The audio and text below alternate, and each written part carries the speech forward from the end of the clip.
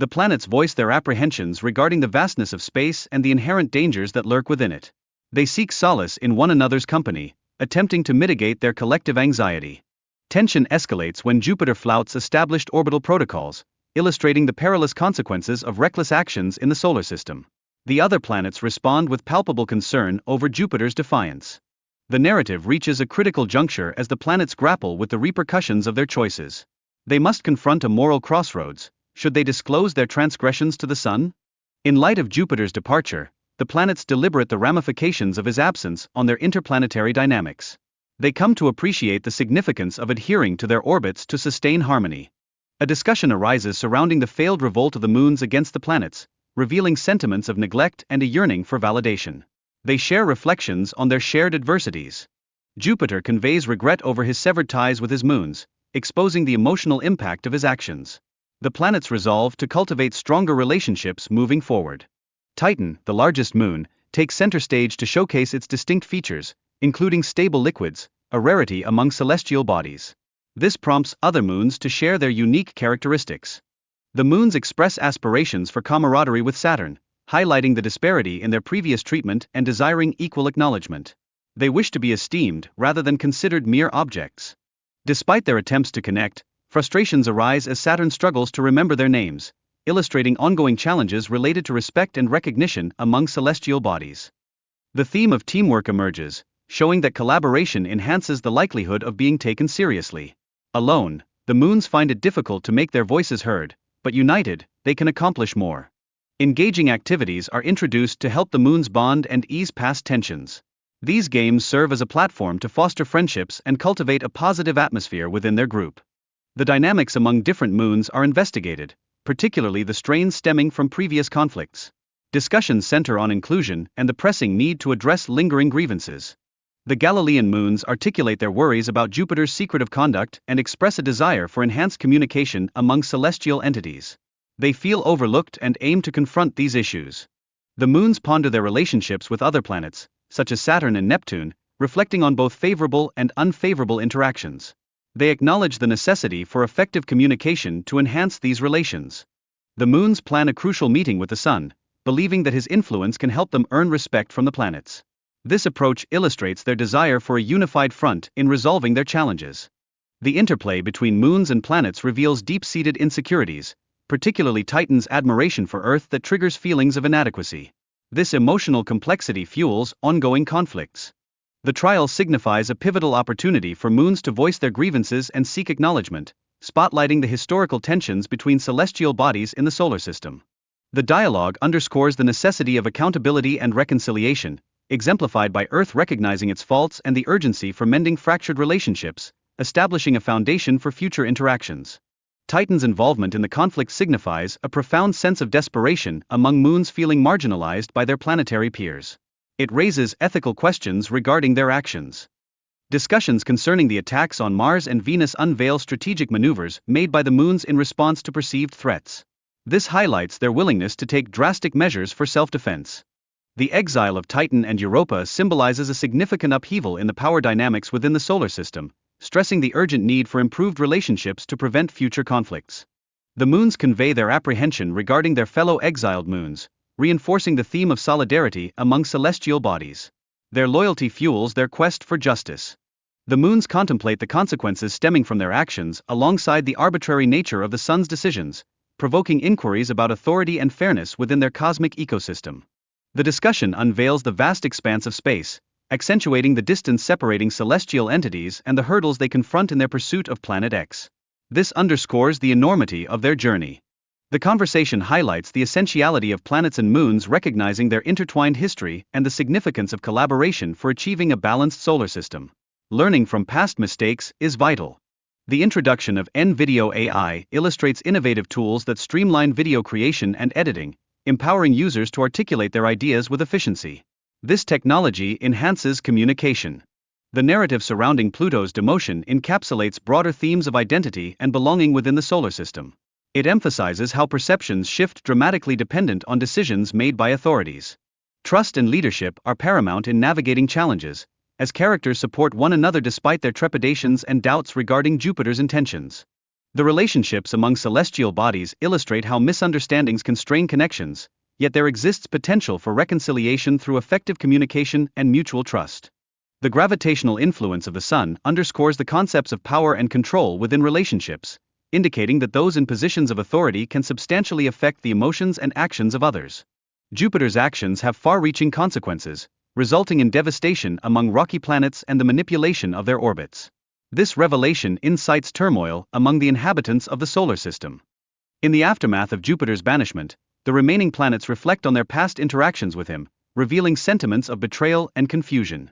They begin to question the depth of their understanding of Jupiter's character. Jupiter's absence triggers chaos among the asteroids, suggesting his pivotal role in maintaining equilibrium within the solar system. His departure raises pressing concerns about future menaces.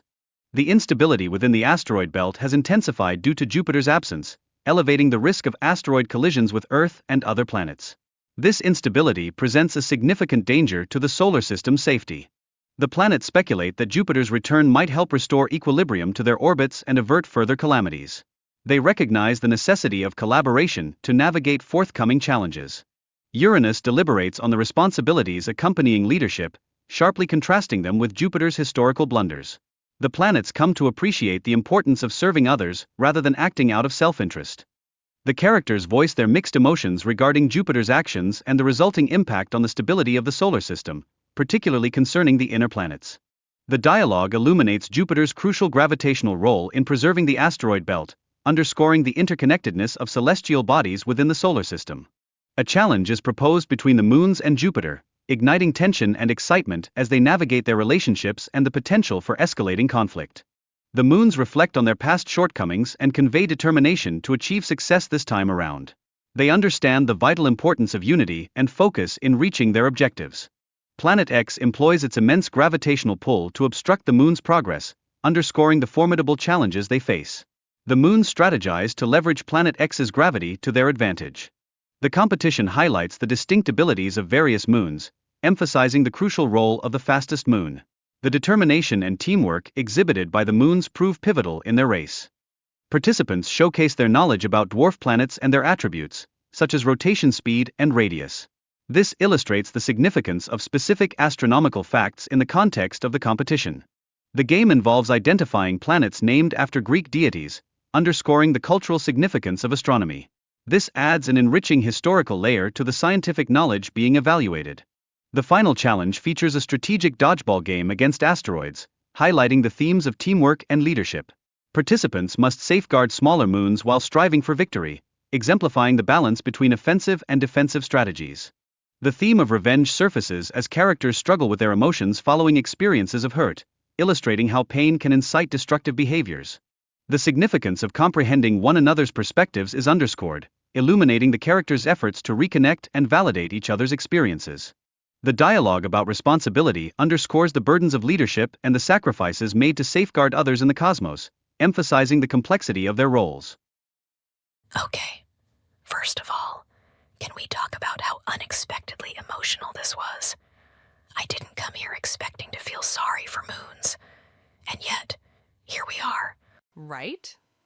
Like, who knew celestial bodies had such drama? It's like watching a cosmic soap opera. I half expected someone to yell, "You stole my orbit." I mean, they kinda did.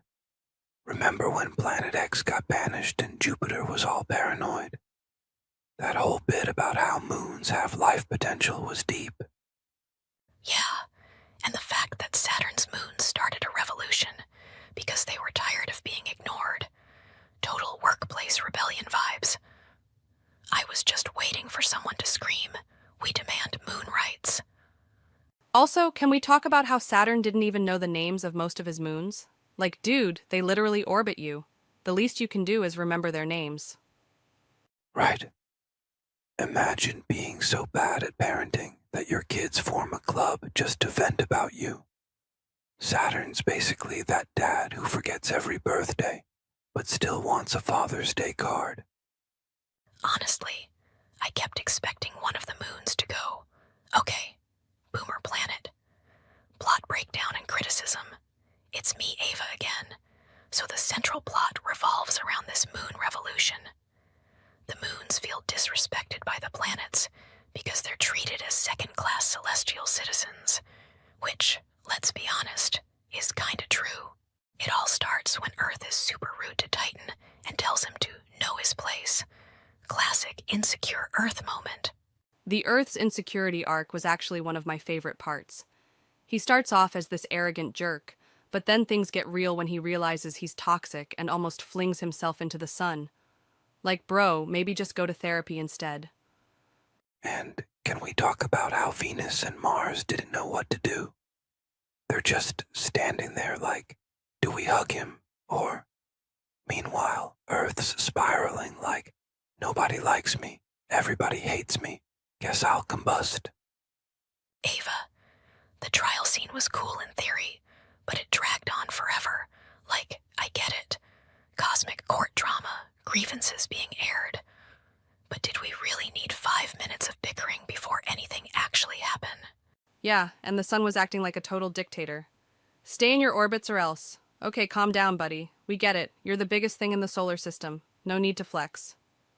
I did love how Ganymede and Europa were like, nah, we're not doing this, and basically got exiled for having a spine. Harsh much. That's like getting kicked out of the family group chat for speaking your mind. Yeah, the exile felt extreme. Sure, they caused trouble, but banishment, that's a bit over the top. Like, what's next? Unfriending them on intergalactic social media. Now for character commentary. Jupiter's character arc was interesting. He starts off as this proud, authoritative figure, but by the end, he's just a guilt-ridden mess. The line about something catching up with him was definitely foreshadowing something big, probably connected to Planet X. Yeah, Jupiter's fear was intriguing. I liked how Planet X was introduced as this creepy, all-knowing figure lurking at the edge of the solar system. Too bad they didn't do more with him. He shows up, acts ominous, then disappears faster than my motivation on a Monday. Planet X is like that friend who drops a cryptic message in the group chat and leaves everyone wondering if they're okay. He's all, are you with me or against me? Dude, we don't even know what's happening yet. Honestly, I half expected him to start his own solar system, where only drama queens are allowed. What worked? Oh man, the humor in this was top tier. Saturn forgetting his moon's names. Hilarious. Titan standing there like, dude, I've been orbiting you for centuries, is the kind of awkward family gathering energy I live for. And then they casually drop that Saturn's rings are made from destroyed moons. That's like finding out your grandma's famous soup recipe came from a cookbook called Cooking with Ghosts. Creepy, but iconic. Also, the Moon Club. Absolute brilliance. Moons bonding over shared trauma while plotting a revolution that flops harder than my New Year's resolutions. Loved it. And Phobos and Deimos constantly bickering. They're basically celestial versions of those siblings who fight over the remote, but unite if anyone else dares insult them. Somebody get these moons their own sitcom. 2 moons, 1 orbit. What didn't work? Now, let's talk about what didn't hit the mark. The sun. Yeah, he was basically that boss who micromanages everything, but acts like he's doing you a favor by letting you breathe. Stay in your orbits or else. Dude, calm down. You're literally a giant ball of gas, not the CEO of Space Inc. and poor Ganymede and Europa, who got banished just for speaking up. That's like getting kicked out of a group project because you dared suggest dividing the work equally. And don't get me started on Jupiter. He just stood there like, I'm too big for this drama. Bro, they're your moons. Do something. And let's be real, that trial scene, it dragged longer than a bad wedding toast. At one point, I was wondering if they were stalling because the writers hadn't figured out the verdict yet. Suggestions for improvement. Here's the deal. Tighten the pacing. That trial scene could have been snappier, less bickering,